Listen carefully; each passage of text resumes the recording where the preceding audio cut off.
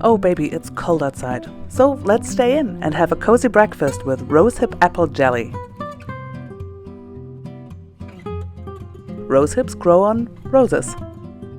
I found that the more ordinary the rose, the better the hips they produce. In a stroke of luck, a dog rose decided to make my garden its home a few years ago. Rosehips are very nutritious, full of vitamin C, which makes them perfect for winter, when we could all use a little extra shot of vitamins. Folk stories say sleeping with rosehips under your pillow wards off bad dreams. Rosehips are also popular on elementary school playgrounds because the little hairs around the seeds make itching powder. But we have a flavor, not prank potential. So harvest around a pound of rosehips. Rosehips can be harvested anytime between September to January.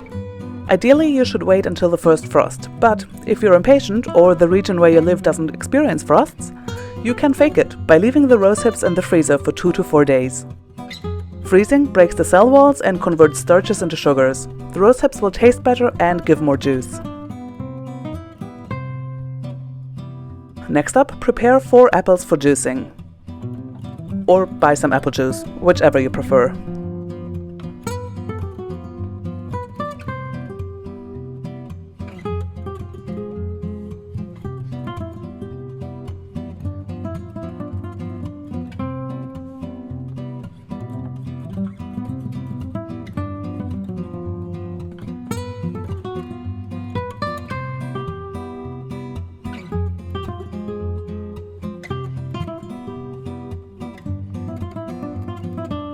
Apart from frozen rosehips and apple juice, all you'll need is the juice of half a lemon and 300 grams of jamming sugar in a 3-to-1 mix.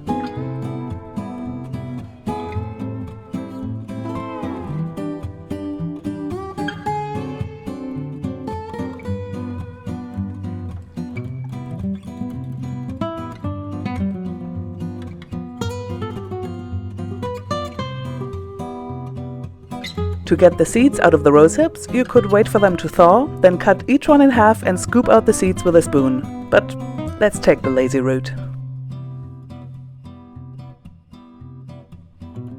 Clean the rosehips and put them in a pot.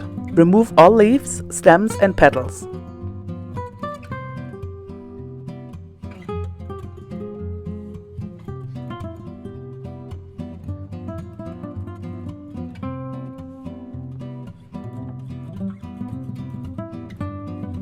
Now put them on the hob. And it turns out I forgot to check the batteries, so there's a bunch of footage missing. Everything on the stove, basically. But I employed a stunt double. Imagine this banana is a pound of rosehips. Put it on the stove on medium heat, add half a liter of water and simmer for 20 minutes. Then turn them into pulp by using a crusher or a potato masher or whatever you call this implement.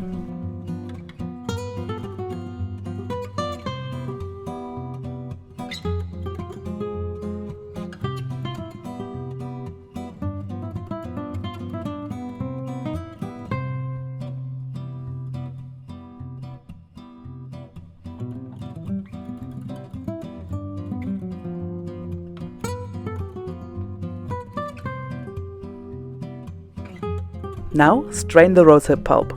By the by, some people are worried about eating rosehip jelly because the seeds are poisonous. And yes, they contain trace amounts of cyanides.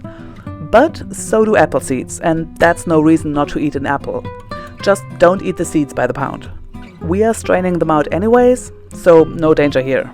Oh, this pulp still contains loads of rosehip, but we've got enough for our purposes today.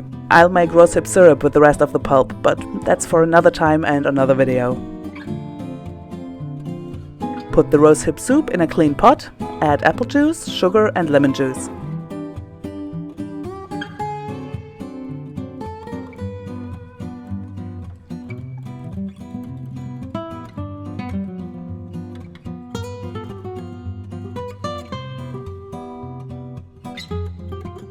Put it back on the stove and heat up slowly until the sugar dissolves.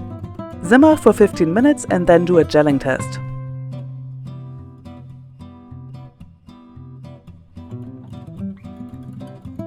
For a gelling test, you'll need a spoon, and put a plate in the freezer for about an hour or so. Then take it out and drip a few drops of the jam onto the plate.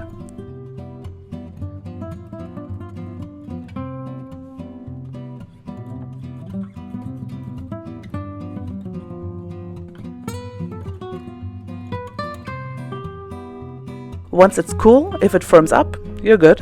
If it does not, give the jelly another couple of minutes on the stove and then try again. If things still won't firm up, add another half a teaspoon of agar-agar or pectin and try again later. Once you're happy with your gelling test results, it's time to prepare the jars.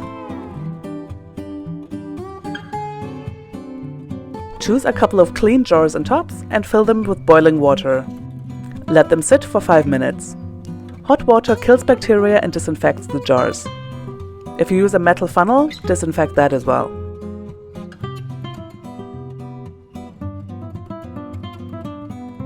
To protect your hand from hot water, use a grabber, like me, or use a kitchen towel soaked in cold water.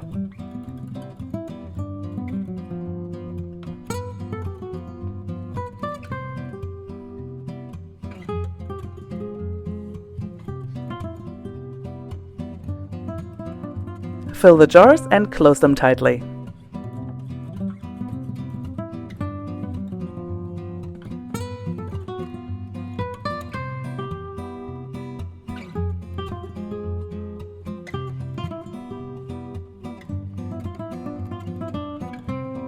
Set them on the counter upside down for a few minutes. This will create a vacuum and your jam will stay good for at least a few months, as long as the jar remains closed. Once open, eat it within a couple of weeks.